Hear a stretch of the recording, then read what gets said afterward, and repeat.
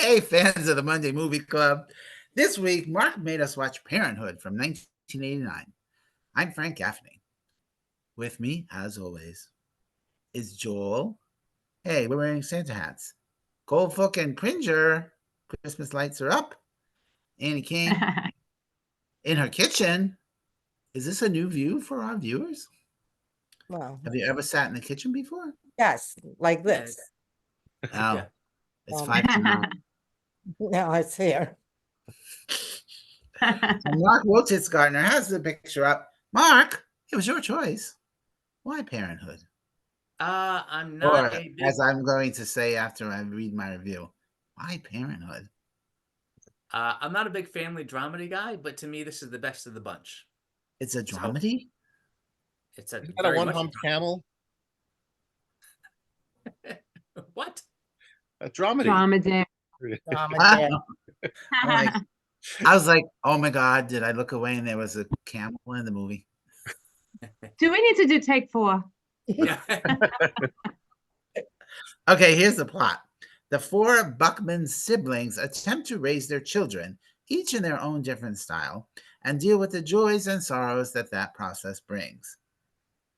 Okay, here's my version. Basically, Ron Howard directs Lowell Gans and Babalu Mandel's sitcom of a script about their collective experiences being parents.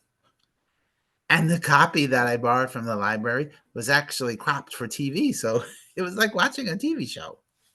It was perfect. And okay, the Steve Martin was 35 when he made this movie. He looks the same. He could have been 45, 55. I have no idea. I 77. think I read he was 44 for playing Yeah. a 35-year-old. Filmed it? Oh, he said he was 35. Yes. Yeah. But he All still right. looked the same age in the 70s as he does now. Yeah. Well, now you can see. Well, anyway. And Sure. Randy Newman sets the perfect tone with his "I Love to See You Smile," which was an Oscar nominee.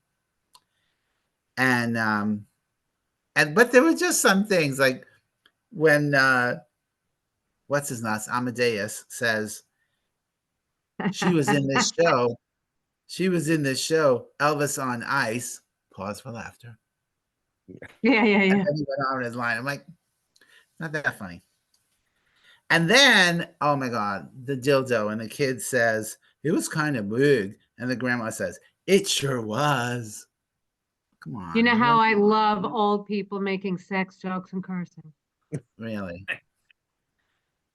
And I remember thinking when I actually saw this in the movie when it came out in the movie theater. And I remember thinking at the time, a blowjob in a family movie? Imagine that. Mommy, what's a blowjob? Go ask your father. There were no kids in that. There were no kids in that scene. Not in that scene, but they're watching the movie. That would take some explaining. And of course, Ron Howard's brother is Lou. And Leaf Phoenix. How funny is that? Yeah. And they typecast him because he is perfectly, how does he pronounce it? Joaquin? Joaquin. You know that. And he's fabulous. Joaquin. And he probably decorated that bedroom himself. Lovely product placement for Lay's potato chips. Although they're not my favorite, as everyone knows. And in his best bit in the movie, Steve Martin impersonates a singing cowboy who didn't show up for his kid's 9th birthday party. And, you know, he's very funny, but this was like a Saturday Night Live sketch. It was like, shouldn't even have been in this movie. And my question is, and I want everybody to respond, how did Diane Weiss get an Oscar nomination? I don't know, but I thought she was great. Yeah. Oscar nomination worthy? No. I don't remember who else was nominated that year, so. Yeah, it must have been a very lean. It was a big year. It was a big year for Keanu Reeves. That was also the year that Bill and Ted came out. Yeah, and this is kind of a little variation of that, but he does have some nice, serious moments too. He was terrific as well. Yeah. His haircut was ridiculous. Yes. Well, he didn't. Well, I mean, that was 1989, right? They saw Cyndi Lauper. They're like, shave the side of your head. That's what they did. Oh. And then the movie gets all serious. But I couldn't help but crack up when there was one that just reminded me of Airplane. Why don't you tell me what you really think? That I should get an abortion? That was Airplane. Let's have a dozen kids and pretend they're donuts. Right. But that's a great idea for a starring role for Steve Martin 14 years down the road. And Rick Moranis sings Close to You way too long. Oh my And, you know, God, yeah. but after starring in Little Shop of Horrors, he's like, I'm a singer now. Right. Let me sing in every movie. There are so many. This is why we're wearing the Christmas hats today, boys and girls, because there are so many plot lines that get neatly wrapped up in bows that this qualifies as a Christmas movie. Barry hat, Rick. And honestly, not being a parent and not having any kids, or even having any kind of upbringing that resembled this movie, I could relate to none of it. None of it. Being a parent is a nightmare, and I don't know why anybody did it. And he's And nodding. and not one gay in the entire movie. Talk about implausible. Come on. Not one gay. All right, I'm going with 2.75 stars. It's an amiable enough family comedy, a little dated now, a little heavy-handed, but it wasn't torturous. Annie, you're agreeing? Yeah. It Yeah. wasn't I mean, torturous. it When you wasn't. finally got the movie to work on your brother's TV. No, that was after I watched it from Prime, actually. Aw. You would not believe I could not get it to work. So anyway, I've definitely seen it before. I don't think I saw it in the movie theater, and I'm not sure if I saw it when I had kids or before I had kids. So I'm not really sure. But seeing it now. But yeah, seeing it now, I could definitely relate to some of like the things, that happen. You always worry about your kid, and there's always, I don't know if they watch this, so maybe I shouldn't say anything, but there's definitely concerns. I felt it was a little long. I guess there was a lot of plot lines to sew up, but then I also felt like it just got sewn up very quickly, and so it was fine. It was cute. I mentioned that someone I know, son, found their mom's dildo. So that was funny. Yeah. So I was like, oh yeah, I definitely relate saw to that part coming. Yeah. But not much else. I mean, there were some cute parts. Really, I like when that little kid came in his little just the cowboy belt when he was getting ready for bed. Right. So funny. Yeah. And would they allow that kind of nudity today? Little kid, no way. No. That camera was on his little tushy for a long time. yeah. The tushy wasn't the issue. We saw the twig and berries. Yeah. I didn't see the twig and Yeah, you did. He walked Yeah, in. they were small, but they were there. bear. They were But- appropriately sized for a child of that age. Right. The twiglet and berries. Yeah. Yes. So I'm going with the 3.0. 3. You saw it in the movies before, right? Yeah, I saw it because I have been since the late 70s a big Steve Martin fan. So of course I had to go see it. I guess someone else is not a Steve Martin fan. I did find it adorable in the theater. I kind of remember. What amazed me was talk about dated. And I don't agree with you guys always saying something is dated just because it's 30, 40 years old. Then every movie, every couple of years is going to be dated. It's just took place in 1989. But what amazed me was when they shot up the school. Can you imagine a movie showing a school being shot up today? And then I looked at it, it was 10 years before Columbine. Yeah. I I thought the performances were great. I was really blown away by Joaquin Phoenix and Keanu Reeves. I thought they were. I find the movie sweet, charming, easy to watch. Some of the humor, like you said, is give me a break, stupid, overly bad sitcom written. But I would definitely give it 3 stars, and I could watch it again at some point, no problem. Fun movie. Well, the writers were definitely TV writers for Oh, sure. sure. You I can't remember forget seeing those names at the opening of every Happy Days episode. Yeah, yeah. Joel. Joel.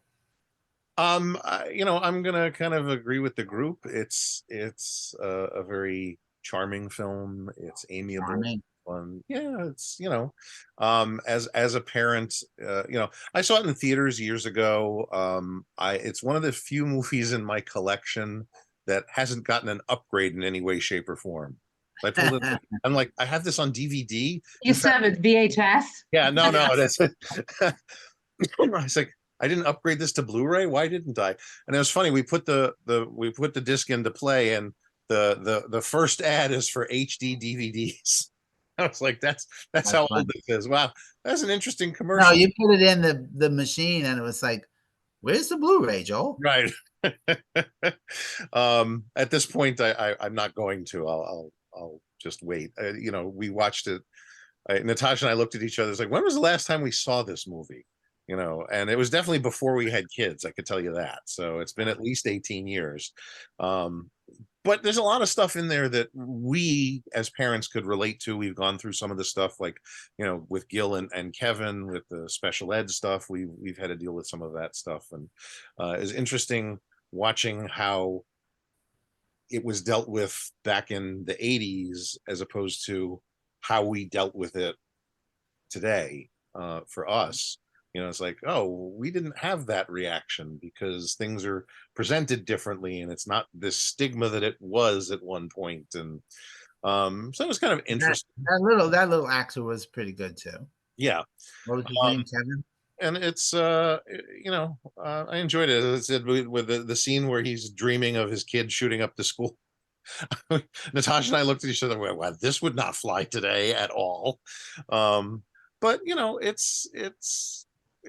it's an enjoyable film. I'd watch it again at some point if I. Well, considering you haven't watched it in 18 years, let's put it on a calendar for 2041. If I'm still around, I'll watch it then. One of the things that kind of threw me for a loop is when Grandma's little speech about the roller coaster and the carousel. It's a great little speech, but she literally comes out of nowhere. Yeah. I mean, it's like she walks in the room to give the speech and then leaves, and it's like, well, that's odd, but and there's little things. It was funny to me too that I did not recognize her. Yeah. I'm like, it should have been a grandma. Everybody else was so recognizable. Yeah. And it was funny seeing Martha Plimpton. That was really funny. I had that moment watching the movie. It's like, most of these people are probably still alive. Why haven't they, done a revisit to them or a sequel or something? Oh, I have the title, Grandparenthood. Grandparent. It's always nice to see Jason Robards in a film. As the usual cranky dad. Yes. Alcoholic. It reminded me of, I wanted to see Max Dugan Returns again. Didn't remind me of that. No, it did for some reason. But anyway, I'm also going to give it 3 stars. Joel, next year's the 35th anniversary. Maybe there'll be a new Blu-ray Of Max Dugan Returns. Anniversary of Parenthood. Oh, Parenthood. Oh, no, they do a 4K upgrade at that point. So there you go. I must say, though, I did watch the TV show Parenthood. Which version? No, not the sitcom, the actual 1-hour soap opera. Okay. That was on, and I thoroughly enjoyed that. And it was supposed to be really good. Yeah, and it ran along the lines of this movie with the parents and the kids, 4 kids, and the sitcom version was a sequel of sorts to the movie, because it's about the Buckman family. In fact, the 2 littlest kids carried over.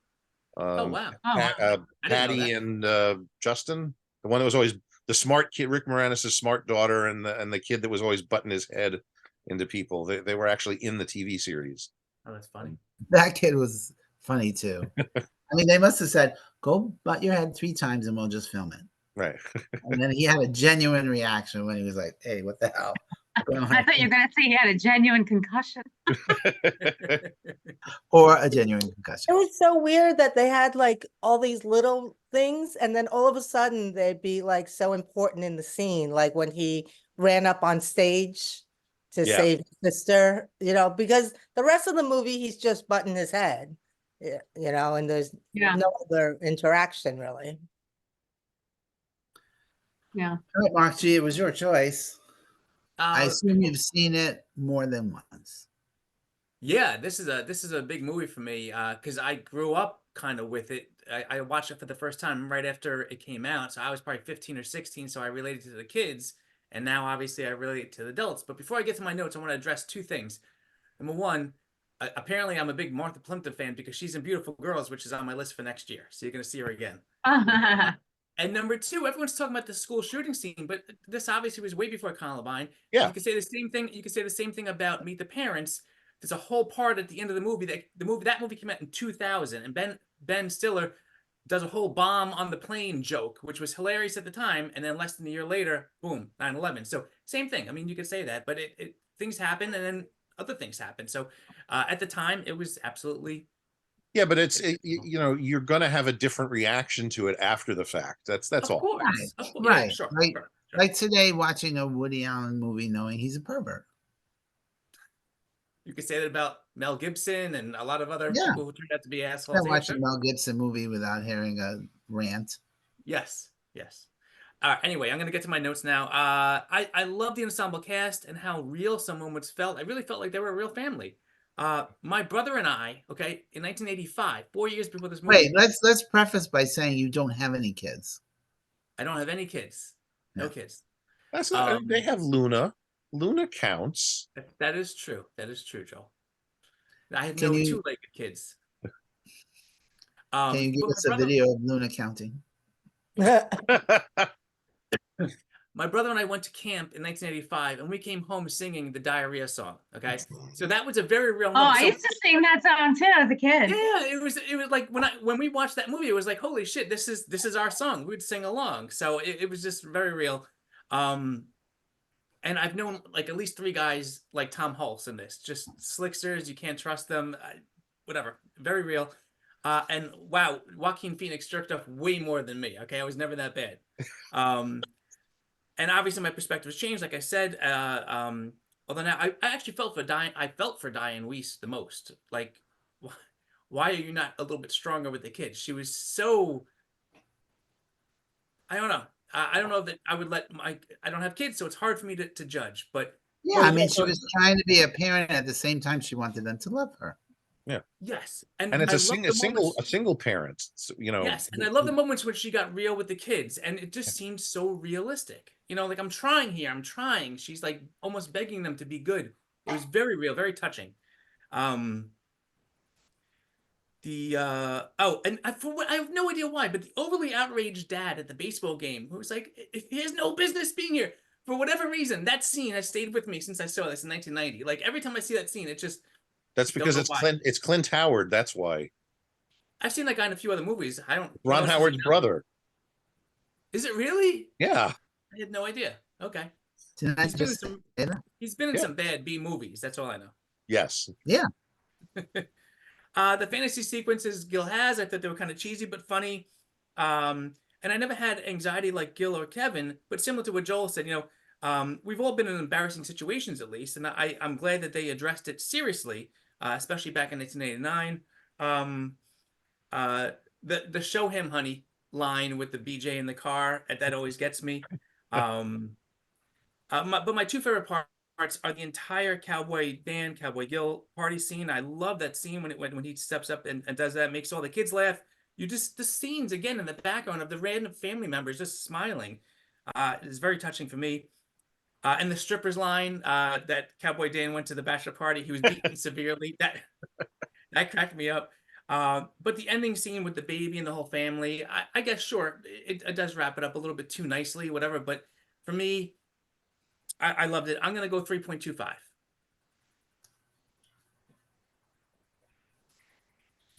That pause was me writing that down. All right, so it wasn't torturous. We've watched worse movies for sure. Joe, would you like to name one? And of them? No. Diane, I'm having so much trouble with my internet. I can't get it to come up, but she didn't win, but she was No. nominated. She won I two said she was other Oscars. nominated. Oh, I thought you said she won. I think it was Brenda Fricker won that year. Oh, for My Left Foot. Yeah, but again, I'm losing my Yes, internet. My Left Foot. Yeah. Yeah. Yeah. Is that all you had to offer? I was going to offer all the nominees, but the site can't be reached, it says. All right. Parenthood is not available from your usual streaming services. You can rent it for $3.79 from Prime, as Amy did.